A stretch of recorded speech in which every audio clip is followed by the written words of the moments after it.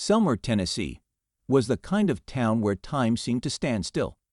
Nestled in the heart of the Bible Belt, its streets were lined with modest homes, and everyone knew each other's names. It was a place where faith and family were the cornerstones of life, where Sunday mornings were spent in church, and evenings were quiet, filled with the hum of cicadas and the scent of pine. March 22, 2006, began like any other day in Selmer. The sun dipped behind the horizon, casting long shadows across the sleepy town. But as night fell, something unsettling lingered in the air, a sense that something was terribly wrong. The Winkler home, usually alive with the sounds of children's laughter and the warm presence of Matthew Winkler, the town's beloved minister, was eerily silent. Neighbors noticed that the house, typically well lit, was cloaked in darkness. No one had seen Matthew or his wife, Mary, that day, and the church, 4th Street Church of Christ, was abuzz with whispers. Matthew never missed a service, and his absence was more than just concerning, it was alarming. It wasn't until later that evening when the silence was broken. Some members of the church, concerned by Matthew's unusual absence, decided to check on the family's church-owned home. They were able to open the parsonage with the church's key. "Matthew? Mary?" a parishioner called out, their voice wavering as they stepped inside. The only response was the creak of the floorboards underfoot and the faint hum of a refrigerator in the kitchen. Something felt off, terribly off. The living room was in disarray. Toys were scattered across the floor, and the remnants of dinner lay on the dining table, untouched. But it was the silence that was most unsettling. The Winkler children, who were usually full of energy, were nowhere to be seen. The house, once a home filled with warmth and light, felt cold, as if life had suddenly been sucked out of it. As the church members moved deeper into the house, dread tightened its grip. Each step echoed ominously through the empty hallways, leading them closer to the master bedroom. The door was partially closed, a thin sliver of light spilling out into the hallway. With trembling hands, they pushed the door open. What they found on the other side would haunt them forever. Matthew Winkler, 31 years old at the time, lay face down on the bed, his body unnaturally still. The white sheets beneath him were stained a deep crimson, the unmistakable sign of violence. Blood had soaked through his shirt, pooling beneath him and dripping onto the floor. He had been shot in the back, the wound hidden beneath the fabric. But the dark, spreading stain told the story. The church members' hearts pounded in their chest, a mix of shock and disbelief washing over them. This couldn't be real. Not Matthew Winkler, the man who had brought so much hope and guidance to their small community. But the truth was undeniable. Matthew Winkler was dead. As the church members stood frozen in the doorway, a million questions raced through their minds. Who could have done this? Why? Where was Mary? And the children, where were they?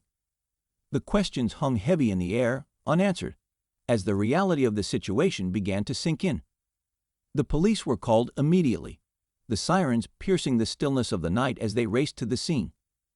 Within minutes, the Winkler home was swarming with officers, their faces grim as they surveyed the scene. The house, once a place of sanctuary, was now a crime scene, cordoned off with yellow tape that flapped gently in the breeze. The officers moved quickly, their flashlights cutting through the darkness as they searched for clues. Despite initial fears, the Winkler children were not in the house. The fear that they could be in danger was palpable. The family's minivan was missing from the driveway, and with it, any immediate answers to the growing list of questions. As the night wore on, the investigation into Matthew Winkler's death began in earnest. But the more the police delved into the case, the more baffling it became. There were no signs of forced entry, no evidence of a struggle. The house was eerily tidy, as if the life had been meticulously cleaned out of it, leaving behind only the tragic remains of what once was. The community of Selmer was in shock. Matthew Winkler was not just a minister. He was a pillar of the community, a man whose sermons had inspired so many, whose kindness had touched every life in the small town. His death left a void that could never be filled, a wound that would forever scar the heart of Selmer. As dawn broke over the town, the reality of what had happened began to set in. The Winkler children were now the center of concern. Where were they? And most crucially, where was Mary Winkler? Had she fled out of fear, or was she somehow involved in her husband's death? The uncertainty gnawed at everyone, leaving the community teetering on the edge of despair.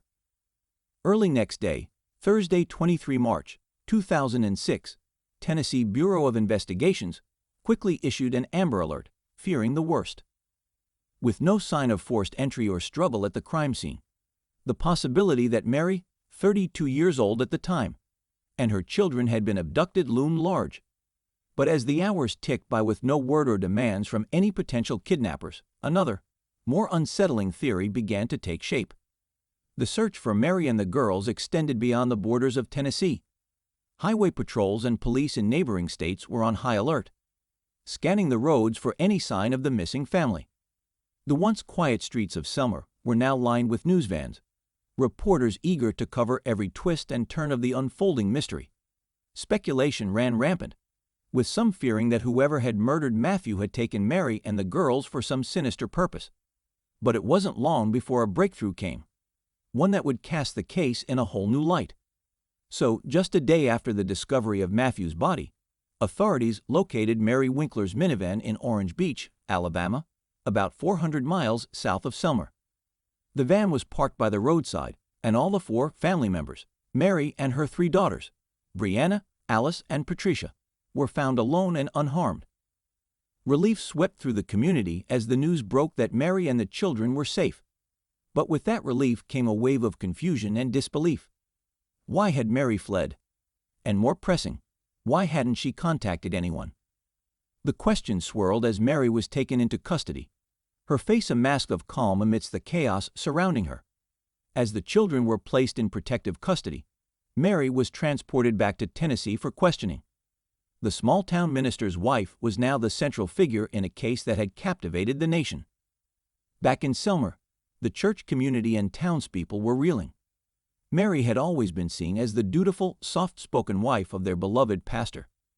The idea that she could be involved in something so horrific was beyond comprehension. Yet, as investigators began to dig deeper, they found that the perfect image of the Winkler family might have been just that, an image hiding a much darker reality beneath. Mary admitted to shooting her husband. The revelation was met with a stunned silence, both in the police station and in homes across Selmer where the news was watched on television. How could this woman, known for her kindness and devoutness, be capable of such an act? As Mary spoke, a disturbing picture began to emerge. She recounted years of emotional and physical abuse, a cycle of torment that had worn her down to the point of desperation. The public, initially shocked by her admission of guilt, now faced the grim possibility that the murder had been the tragic climax of a long and hidden story of domestic violence. Mary's confession sent ripples through the investigation, shifting the focus from a manhunt to a probe into the Winklers' marriage. Friends and neighbors were questioned, revealing that while Matthew was respected and even revered as a pastor, his private life may have been far more complex. What had been seen as a model marriage now appeared to be built on a foundation of control and fear. But even as these details came to light, many in the community struggled to reconcile the image of Matthew Winkler, the man they had known and loved, with the allegations being made against him. Was Mary's story of abuse real, or was it a desperate attempt to justify the unjustifiable? The truth, it seemed, was elusive, buried beneath layers of appearances and secrets. As Mary awaited trial, the town of Selmer found itself divided. Some rallied behind her, believing her to be a victim who had finally snapped after years of suffering in silence. Others saw her as a cold-blooded killer, someone who had taken the life of a good man and now sought to escape the consequences of her actions. The media coverage was relentless, with pundits and experts weighing in on every aspect of the case. But for the people of Selmer, the sensationalism only added to their pain. What had once been a quiet, close-knit community was now the epicenter of a national controversy, its residents left to grapple with questions that had no easy answers. As the date of Mary's trial approached, the anticipation grew. What would the court uncover? Would Mary's claims of abuse be substantiated, or would the prosecution paint a different picture? A picture of a woman who had coldly and calculatedly ended her husband's life. The town braced itself for the truth. knowing that whatever the outcome, it would forever change the way they remembered Matthew Winkler and his family. The trial promised to be not just a legal battle, but a struggle for the narrative, one that would determine how history would remember the events of that fateful night in Selmer. And as Mary Winkler sat in her cell, awaiting the judgment of the court, the questions remained. Was she a victim or a villain? A desperate woman pushed to her breaking point, or a cunning murderer? The truth lay somewhere in between, shrouded in the complexities of human nature and the shadows of a seemingly perfect life. The answers were coming, but whether they would bring peace to Selmer, or tear it apart further, remained to be seen. The trial of Mary Winkler captivated the nation, drawing widespread attention to the small town of Selmer. The courtroom was packed with reporters, legal analysts, and members of the community, all eager to witness the unfolding of a case that had already shaken so many. The question on everyone's mind was simple yet profound. What had driven a minister's wife to kill? As the trial began, the prosecution laid out their case with precision. They portrayed Mary Winkler as a calculated killer who had planned her husband's death. According to the prosecution, Mary had waited until Matthew was asleep before shooting him in the back, ensuring he would never see it coming. They highlighted that there was no sign of struggle, no indication that Matthew had been aware of the danger before the fatal shot was fired. The prosecution argued that Mary's flight to Alabama with her daughters was further proof of her guilt, an attempt to evade justice.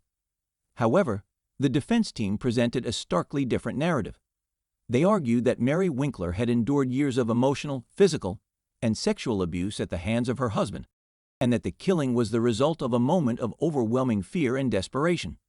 To support their claims, the defense called on Mary herself to testify, a move that would prove pivotal in the trial. When Mary Winkler took the stand, the courtroom fell silent. She was soft-spoken and emotional, painting a picture of a marriage that was far from the ideal many had believed it to be. Mary described how Matthew had become increasingly controlling over the years, berating her for minor infractions and isolating her from friends and family. She recounted incidents of physical abuse, detailing how he would hit and push her, leaving her bruised and terrified. Perhaps most shocking were Mary's allegations of sexual abuse. She described how Matthew forced her to wear provocative clothing that made her uncomfortable and pressured her into performing sexual acts that she found degrading. Her testimony painted a picture of a woman trapped in a nightmare, with no escape in sight. One of the most compelling pieces of evidence presented by the defense was a pair of platform shoes and a wig that Mary claimed Matthew had forced her to wear as part of his sexual demands. The shoes and wig were presented in court, a physical reminder of the control and humiliation Mary said she had endured. Mary's testimony had a profound impact on the jury and the public. It was difficult to reconcile the image of Matthew Winkler, the respected minister, with the man Mary described.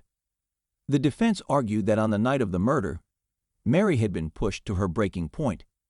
She testified that Matthew had threatened her with more violence, and in a moment of panic and fear, she grabbed the shotgun he kept in their home and pulled the trigger. The defense also introduced evidence that Mary had been suffering from depression and anxiety, conditions exacerbated by the years of abuse. They argued that her mental state played a significant role in the events that led to Matthew's death and that she acted out of fear for her life. Throughout the trial, the prosecution attempted to discredit Mary's claims, arguing that there was no concrete evidence to support the allegations of abuse. They pointed out that no police reports had been filed, no friends or family had been aware of the supposed abuse, and that Matthew had no history of violent behavior. They contended that Mary's story was a fabrication, created to elicit sympathy and avoid a harsh sentence. Additionally, they revealed that just before the fatal shooting, bank managers were closing in on a check-kiting scheme that Mary had been involved in, possibly to hide the fact that she had fallen victim to a Nigerian scam, a swindle promising riches in exchange for upfront payments. However, the defense countered that many victims of domestic violence do not report their abuse out of fear, shame, or a belief that they will not be believed. They argued that Mary's failure to report the abuse was consistent with the behavior of many battered women, and that the absence of a paper trail did not mean the abuse had not occurred. As the trial drew to a close, the jury was left with the difficult task of determining Mary's fate. The case was complex, with compelling and emotional arguments on both sides. The jurors had to weigh the evidence presented by the prosecution against the harrowing testimony given by Mary herself. After 8 hours of deliberation, the jury returned with a verdict that surprised many. Mary Winkler was found guilty of voluntary manslaughter, a lesser charge than first-degree murder. The verdict indicated that the jury believed Mary acted in the heat of the moment, without premeditation, but also found some credibility in her claims of abuse. Mary Winkler was sentenced to 210 days in jail, with credit for the time she had already served. She was released on probation after serving just 67 days, a sentence that was met with mixed reactions.